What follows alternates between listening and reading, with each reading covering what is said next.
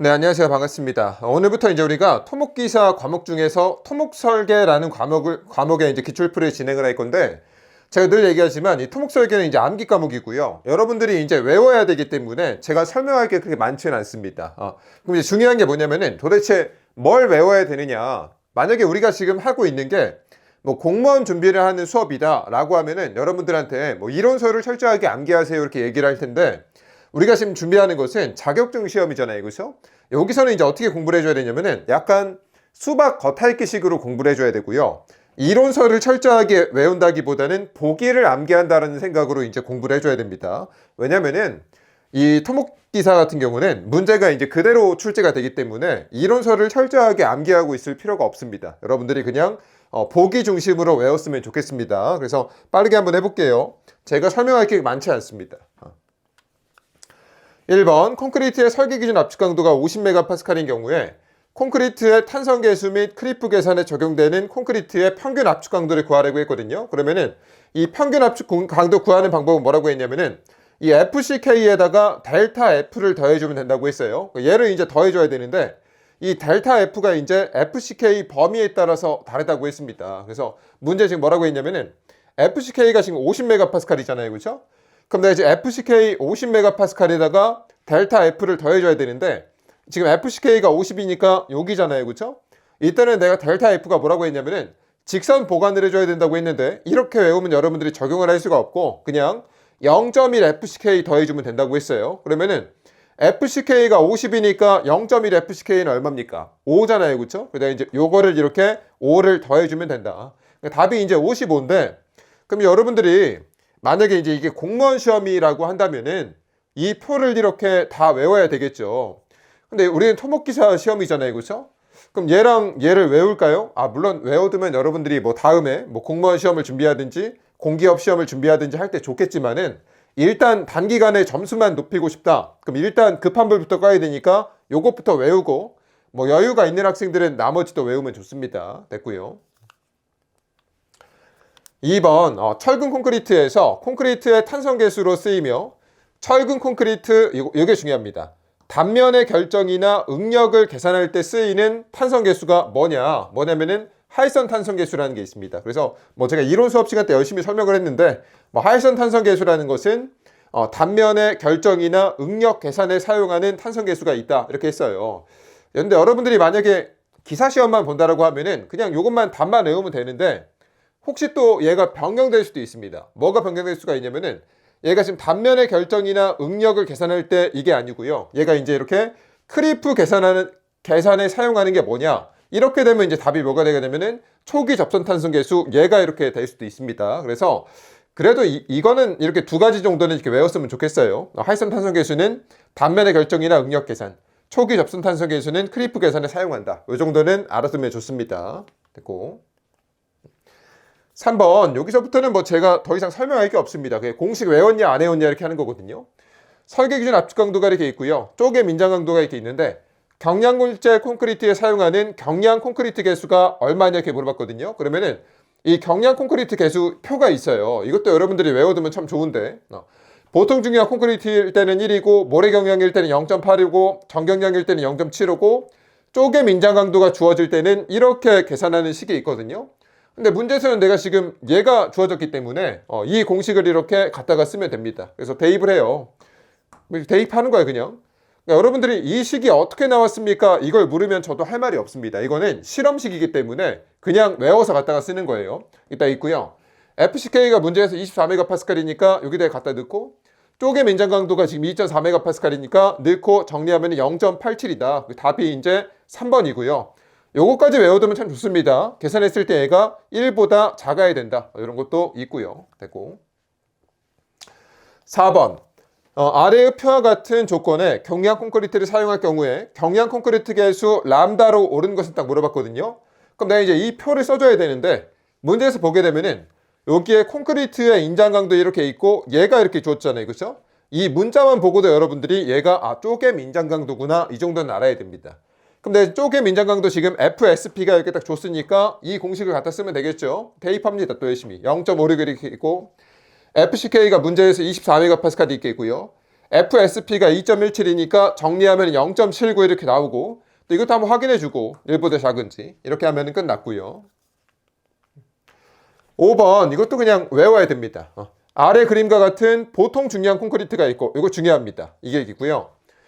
직사각형 단면의 보에서 균열 모멘트를 구하라고 했거든요. 그러면은 물론 뭐 얘가 의미하는 뭐 어떤 역학적인 의미가 있죠. 뭐 그거는 제가 이제 이론 수업 중에도 설명을 했는데 여러분들은 기사 시험에서 몰라도 되고요.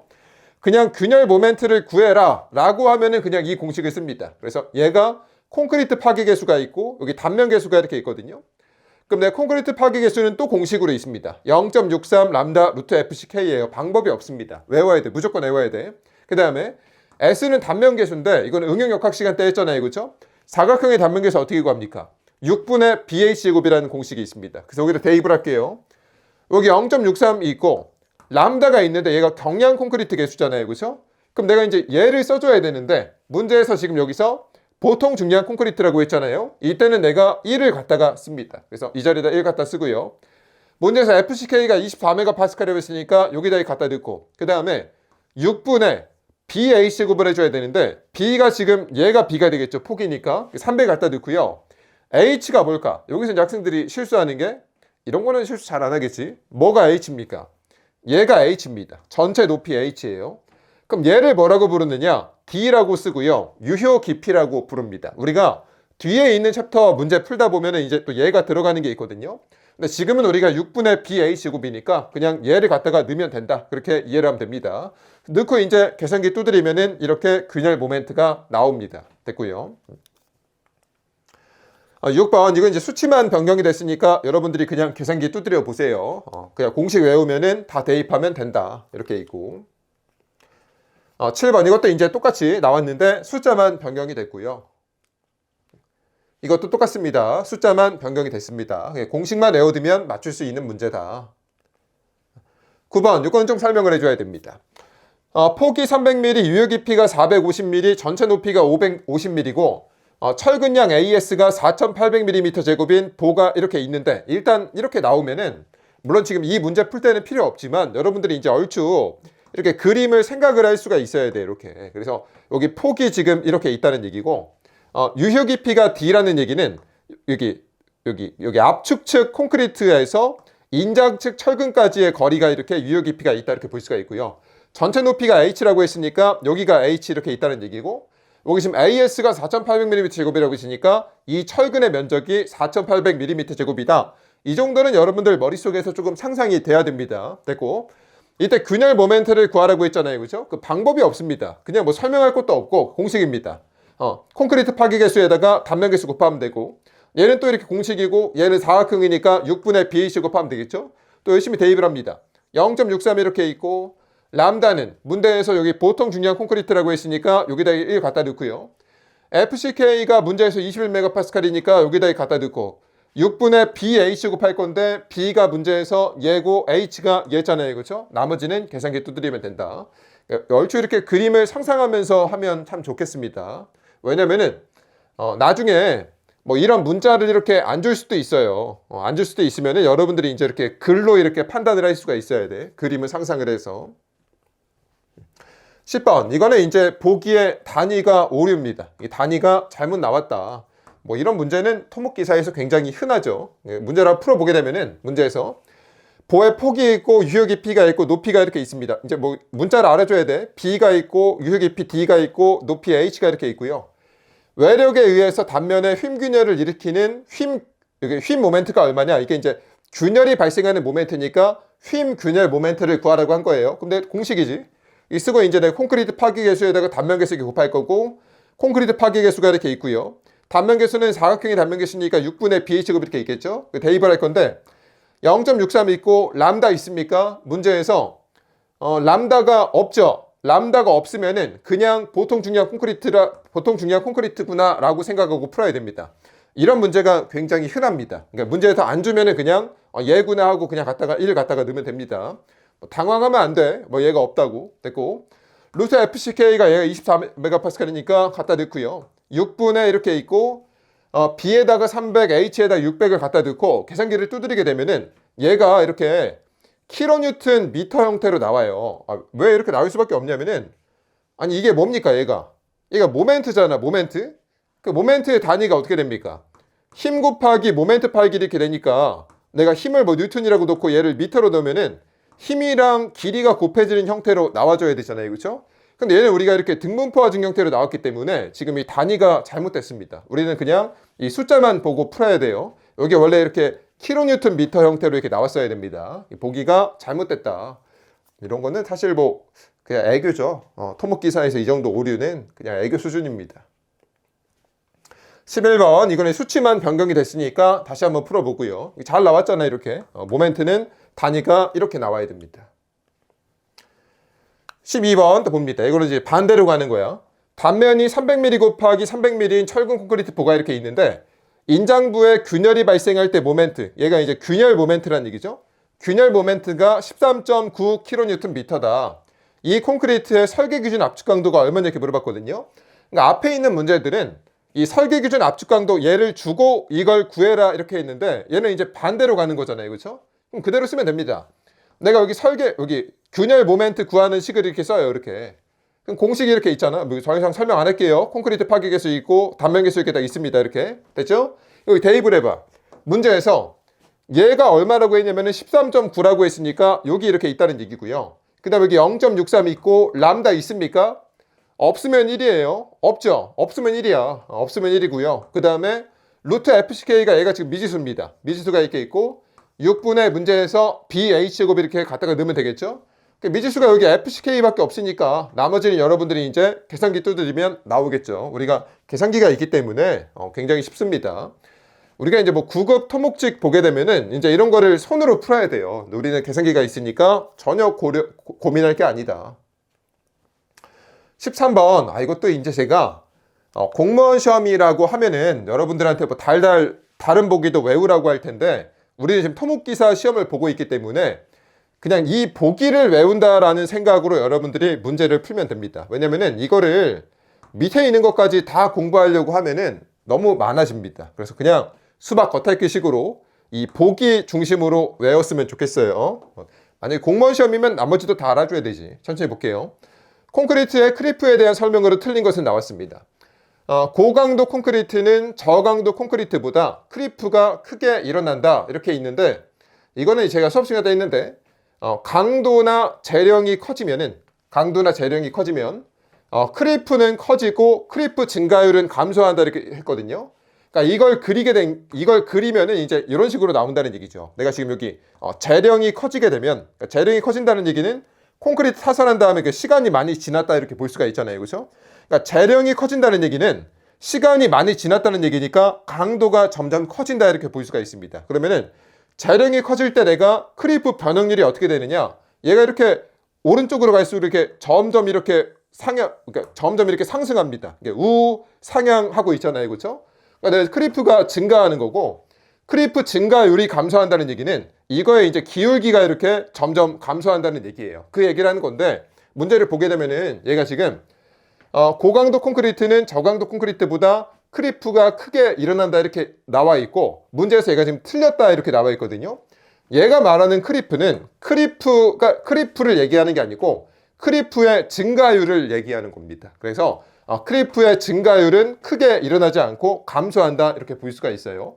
여러분들이 봤을 때는 아니 이게 크리프는 이렇게 갈수록 점점 이렇게 증가하고 있는데 아니 이것만 보고 내가 크리프인지 크리프 증가율인지 어떻게 아느냐? 객관식 문제는 그냥 출제자 의도에 맞춰서 풀 수밖에 없습니다. 이건 엄밀히 말해서 크리프라고 표현하면 안 되고 크리프 증가율이라고 표현하는 게 맞아요.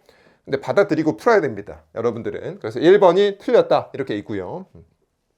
나머지도 한번 설명할까요? 사실 설명하는 게 큰 의미는 없는데 그래도 한번 설명을 할게요. 콘크리트가 놓이는 주위에 온도가 높을수록 크리프 변형률은 크게 일어난다. 우리가 이제 크리프 변형률을 보려면은 건조 수축량을 보면 된다고 했어요. 내가 온도가 증가하면은 건조 수축량은 커집니까? 작아집니까? 당연히 온도가 증가하면은 내가 가지고 있는 물이 날아가니까 그 물이 날아간 것만큼 수축이 발생을 하겠죠. 그러니까 내가 당연히 건조 수축이 증가하겠지.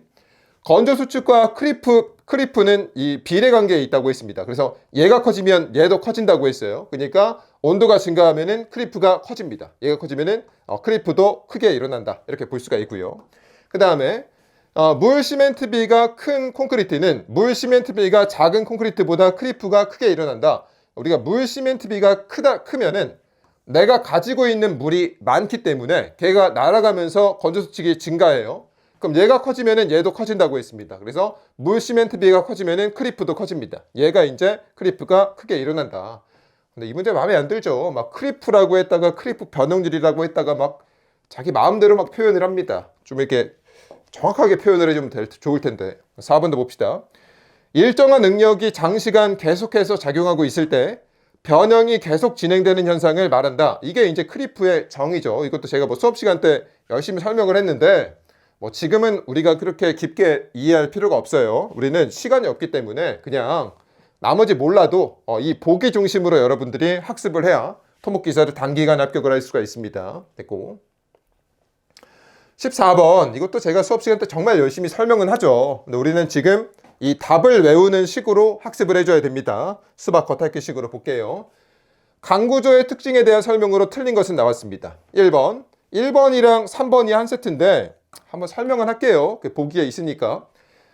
소성 변형 능력이 우수하다. 얘가 뭐냐면은 소성 변형 능력이라는 것은 연성을 의미합니다. 소성 변형 능력이. 이 연성이라는 건 뭐냐면은 간단하게 얘기해서 내 강제가 이렇게 있으면은 이거에 대해서 내가 응력 변형률 곡선을 이렇게 그렸어요. 연성이 있다라는 얘기는 얘가 이렇게 여기서 길게 늘어나는 성질을 내가 연성이라고 부릅니다. 그렇게 이해를 하면 돼. 얘가 지금 응력은 증가하지 않았지만 변형률은 이렇게 커지고 있잖아요. 그렇죠? 얘가 이제 우리가 연성이 크다 이렇게 볼 수가 있고 얘가 큽니다. 실제로 이렇게 그리게 되면은 이렇게 길게 이렇게 늘어나요. 얘는 맞는 얘기고. 그 다음에 3번 인성이 커서 연성 파괴를 유도할 수가 있다. 우리가 이 연성이 크면 인성도 큽니다. 이 인성은 뭐냐면은 에너지 흡수 능력이거든요. 그럼 여기서 내가 인성이 뭐냐면은 여기서 요겁니다. 요거. 여기 밑에 여기가 이제 에너지 흡수 능력이거든요. 그래서 여기가 커진다 이렇게 볼 수가 있어요. 그러니까 얘랑 얘는 한 세트야 있고요. 그렇기 때문에 내가 연성 파괴를 유도할 수가 있다. 이 연성 파괴는 뭐라고 했냐면은 파괴 발생 시까지 변형이 크게 발생하는 파괴를 연성 파괴라고 한다고 했습니다. 얘는 내가 지금 파괴가 여기서 발생을 하잖아요. 그렇죠? 그러니까 얘가 지금 이렇게 길게 늘어나서 파괴가 발생을 하기 때문에 연성이나 인성이 크면은 당연히 연성 파괴가 발생을 합니다.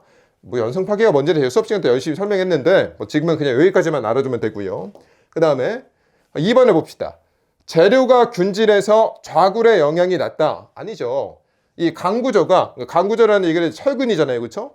철근이 균질성이 큰 것은 맞는데 좌굴의 영향이 낮은 건 아니에요. 내가 좌굴의 영향을 고려를 해줘야 됩니다.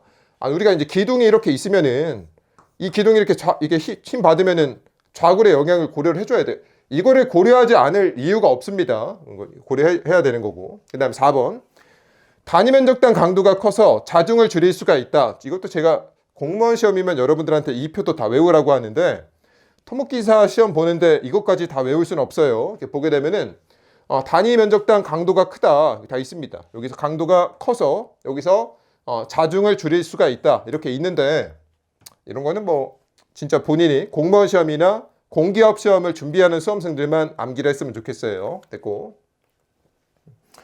이것도 진짜 중요하죠. 중요한데 우리는 딱 시험에 나오는 것만 외웁니다. 볼게요.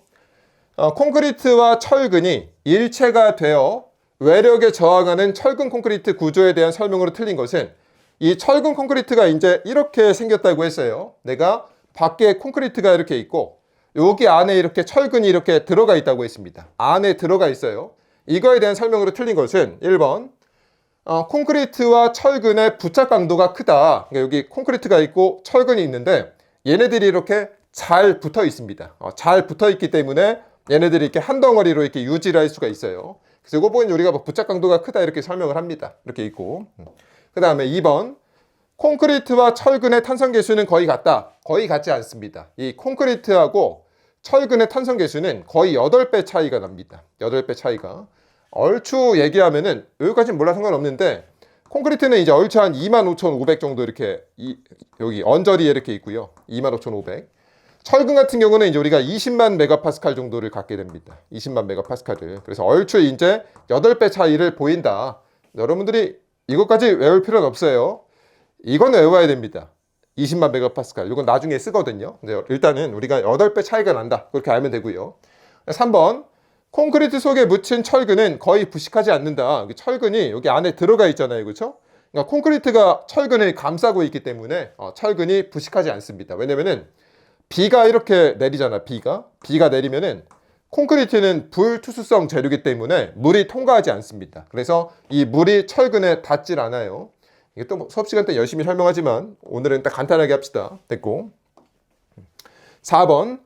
콘크리트와 철근의 열에 대한 팽창 계수가 거의 같다. 이거는 같습니다. 그러니까 여러분들이 실수하는 게 여기 탄성 계수가 있고 여기 열 팽창 계수가 있거든요. 탄성 계수는 우리가 2라고 쓰고요. 열 팽창 계수는 알파 이렇게 씁니다. 이거는 거의 8배 차이가 나는데 이 알파는 거의 비슷합니다. 그래서 이거는 두 개를 구분해서 외워줘야 됩니다. 오케이. 16번 이것도 앞에 있는 문제랑 비슷하죠. 철근 콘크리트가 성립하는 이유에 대한 설명으로 잘못된 것은 내가 지금 콘크리트랑 철근을 이렇게 만들 수 있는 이유에 해당하지 않는 게 뭐냐. 첫 번째, 철근과 콘크리트와의 부착력이 크다. 그러니까 얘랑 얘가 한 덩어리로 붙어 있을 수가 있다. 그러니까 내가 이렇게 이 상태로 만들 수가 있다. 뭐 그런 얘기하는 거고요. 그다음에 2번, 콘크리트 속에 묻힌 철근은 녹슬지 않고 내구성을 갖는다. 그쵸? 내가 이 콘크리트가 철근을 보호해주고 있잖아. 그러니까 비가 이렇게 통과할 수가 없기 때문에 여기 안에 있는 철근은 녹슬지 않고 내구성을 갖는다. 뭐 그런 얘기하는 거고요. 근데 3번, 철근과 콘크리트의 무게가 거의 같지 않아요. 철근이 더 무겁습니다. 철근이 더 무겁고요.